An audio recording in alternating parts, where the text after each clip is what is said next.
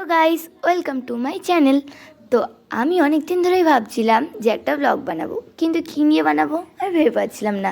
তাই জন্য আমি ভাবলাম কেন না আমাদের দুর্গা ঠাকুরের পুজো নিয়ে একটু বানানো যাক। তাই জন্য আমি এই ব্লগটা নিয়ে এসেছি।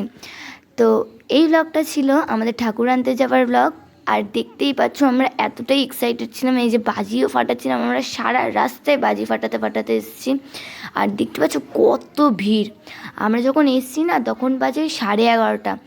এতটাই ভিড় ছিল বলাবার বাইরে, আর পুরো সারা রাস্তা বাজি ফাটাচ্ছিলাম আমরা।